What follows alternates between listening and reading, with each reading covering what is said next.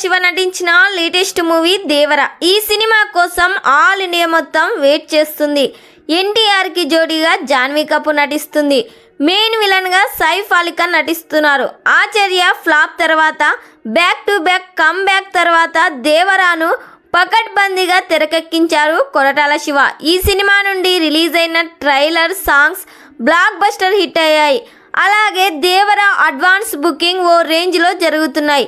North అమెరికాలో 1 మిలియన్స్కి పైగా దూసుకుపోతుంది.